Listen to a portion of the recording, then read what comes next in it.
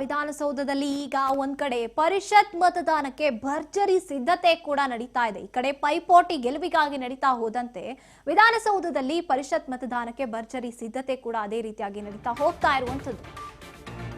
ವಿಧಾನಸೌಧದಲ್ಲಿ ಪರಿಷತ್ ಮತದಾನಕ್ಕೆ ಭರ್ಜರಿ ಸಿದ್ಧತೆ ನಡೀತಾ ಇದೆ. ಶಕ್ತಿಸೌಧದ 2ನೇ ಮಹಡಿಯ 106ನೇ ಕೊಠಡಿಯಲ್ಲಿ ಮತಗಟ್ಟೆ ಇದೆ. ಚುನಾವಣಾ ಅಧಿಕಾರಿ ವಿಶಾಲಾಕ್ಷಿ ಅವರ ನೇತೃತ್ವದಲ್ಲಿ ತಯಾರಿ ನಡೀತಾ ಇದೆ. ಬೆಳಗ್ಗೆ 9ರಿಂದ ಸಂಜೆ 4 ಗಂಟೆವರೆಗೂ ಕೂಡ ವೋಟಿಂಗ್ ನಡೆಯುತ್ತೆ. ಇನ್ನು ಸಂಜೆ 4ರ ಬಳಿಕ ಮತ ಎಣಿಕೆ ಆರಂಭ ಆಗುತ್ತೆ. ಫಲಿತಾಂಶವನ್ನ ಕೂಡ ಘೋಷಣೆ ಮಾಡಲಾಗುತ್ತೆ. ಮತದಾನ ಕೇಂದ್ರದಲ್ಲಿ ಸಂಪೂರ್ಣ ಕ್ಯಾಮೆರಾ ಕಣ್ಗಾವಲಿರುತ್ತೆ. ಓರ್ವ ಶಾಸಕರು ಬಂದು ಹೋದ ಮೇಲೆ ಮತ್ತೊಬ್ಬರಿಗೆ ಎಂಟ್ರಿ ಕೊಡಲಾಗುತ್ತೆ. ವಿಧಾನಸೌಧದಲ್ಲಿ ಪರಿಷತ್ ಮತದಾನಕ್ಕೆ ಭರ್ಜರಿ ತಯಾರಿ ನಡೀತಾ ಇದೆ.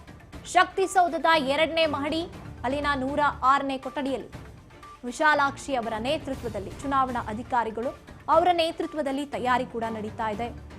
ಕಂಪ್ಲೀಟ್ 9 ಗಂಟೆಯಿಂದ 4 ಗಂಟೆವರೆಗೂ ಕೂಡ ಸಿಸಿಟಿವಿ ಕಣ್ಗಾವಲಿನಲ್ಲಿ ಬಂದು ಹೋಗುವಂತ ಮತದಾರರು ಇರ್ತಾರೆ.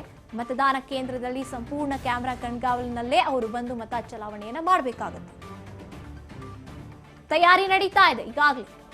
ಇನ್ನು ಶಾಸಕರು ಒಬ್ಬರಾದ ನಂತರದಲ್ಲಿ ಒಬ್ರು ಬಂದು ಹೋಗಿ ಮತದಾನವನ್ನ ಚಲಾಯಿಸಿ ಮತವನ್ನ ಹೋಗಬೇಕಾಗುತ್ತೆ.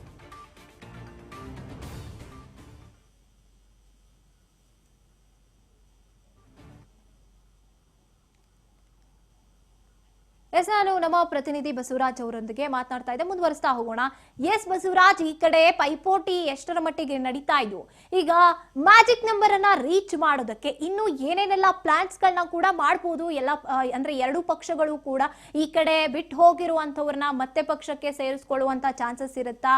ಈ ಕಡೆ ತಯಾರಿ ಕೂಡ ಅಷ್ಟೇ ಬಿಗಿಯಾಗಿ ಅಂದ್ರೆ ಸಿಸಿಟಿವಿ ಕಣ್ಗಾವಲಿನಲ್ಲಿ ನಡೀತಾ ಇದೆ. ಅಲ್ಲಿ ಏನು ಕೂಡ ಚಾನ್ಸಸ್ ಇರೋದಿಲ್ಲ ಮಿಸ್ ಆಗೋದಕ್ಕೆ, ಅಥವಾ ಒಬ್ಬರಾದ ನಂತರದಲ್ಲಿ ಒಬ್ರು ಶಾಸಕರು ಅಂತ ಬಂದು ಹೋಗ್ತಾ ಇರ್ತಾರೆ. ಅಷ್ಟರಲ್ಲಿ ಏನೇನಾದ್ರೂ ಬದಲಾವಣೆಗಳಾಗುತ್ತೆ ಅಂದ್ರೆ ಏನೇನಾಗ್ಬೋದು?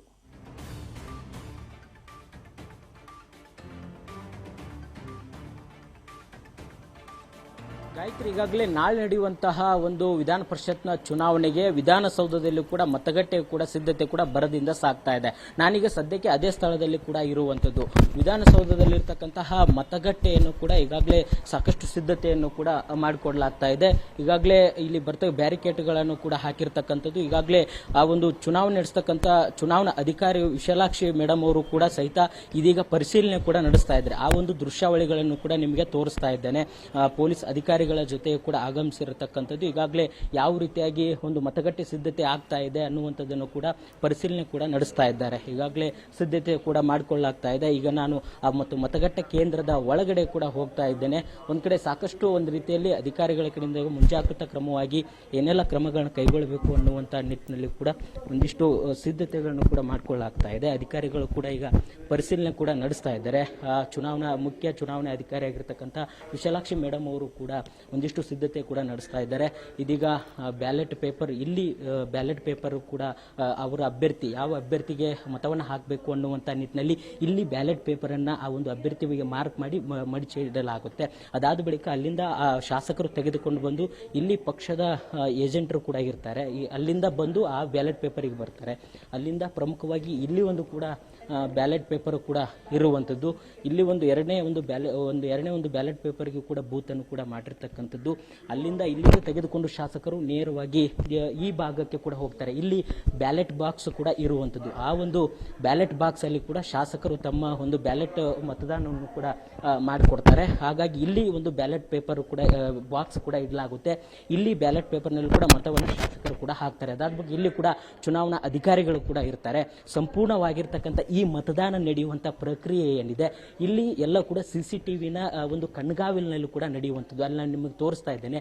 ಸಿಸಿಟಿವಿಯಲ್ಲಿ ಎಲ್ಲವೂ ಕೂಡ ಸೆರೆ ಆಗುವಂಥದ್ದು. ಹಾಗಾಗಿ ಎಲ್ಲ ಯಾಕಂತಂದ್ರೆ ಬಹಳ ಮುಂಜಾಗ್ರತಾ ಕ್ರಮವಾಗಿ ಕೂಡ ಹೆಚ್ಚಿನ ಸಿದ್ಧತೆಯನ್ನು ಕೂಡ ಮಾಡಿಕೊಂಡು ಯಾವುದೇ ಸಹಿತ ಕೂಡ ಅಹಿತಕರ ನಡೀಬಾರ್ದು ಅಥವಾ ಯಾವುದೇ ತೊಂದರೆ ಕೂಡ ಆಗಬಾರ್ದು ಅನ್ನುವಂಥ ನಿಟ್ಟಿನಲ್ಲಿ ಸಿದ್ಧತೆಯನ್ನು ಕೂಡ ಮಾಡಿಕೊಳ್ಳಲಾಗ್ತಾ ಇದೆ. ಗಾಯತ್ರಿ, ಥ್ಯಾಂಕ್ ಯು ಬಸವರಾಜ್, ನೇರ ಸಂಪರ್ಕದಲ್ಲಿ ಭಾಗಿಯಾಗಿದ್ದಕ್ಕಾಗಿ. ಈಗ ಸಕಲ ಸಿದ್ಧತೆಗಳು ಕೂಡ ಮುಂದುವರೆದಿದೆ. ವಿಧಾನಸೌಧದಲ್ಲಿ 2ನೇ ಮಹಡಿಯಲ್ಲಿ ಅಂದ್ರೆ ಮೈತ್ರಿ ಅಭ್ಯರ್ಥಿಯಾಗಿ ಕಣಕ್ಕಿಳಿದಿರುವಂತವರು, ಜೊತೆಗೆ ಬಿಜೆಪಿ, ಜೆಡಿಎಸ್, ಕಾಂಗ್ರೆಸ್ ಅದರಲ್ಲೂ ಕೂಡ ಪೈಪೋಟಿ ಇರುವಂಥದ್ದು ಮ್ಯಾಜಿಕ್ ನಂಬರ್ ರೀಚ್ ಮಾಡಬೇಕು ಅನ್ನುವಂಥದ್ದು. ಏನು ಬೇಕಾದರೂ ಬದಲಾವಣೆಗಳಾಗಬಹುದು. ಅಭ್ಯರ್ಥಿಗಳ ಗೆಲುವಿಗೆ ರಣತಂತ್ರ ಮುಂದುವರೆದಿದೆ.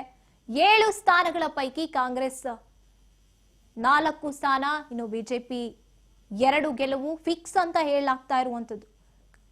ಕಾಂಗ್ರೆಸ್ನಿಂದ BK ಹರಿಪ್ರಸಾದ್ ಅವರು, ವಿನಯ್ ಕಾರ್ತಿಕ್ ಅವರು. ಈಗ ಪೈಪೋಟಿ ಇರುವಂಥದ್ದು ಕೊನೆಯ 5ನೇ ಅಭ್ಯರ್ಥಿ ಆಗಿರುವಂತಹ ವಿನಯ್ ಕಾರ್ತಿಕ್ ಅವರಿಗೆ, ಜೊತೆಗೆ JDSನ ಅಭ್ಯರ್ಥಿ ಗೋವಿಂದ ರಾಜು ಅವರಿಗೆ. ಸಕಲ ಸಿದ್ಧತೆಗಳು ಕೂಡ ನಡೀತಾ ಇದೆ. ನಾವು ನೋಡಿದ್ವಿ ವಿಧಾನಸೌಧದಲ್ಲಿ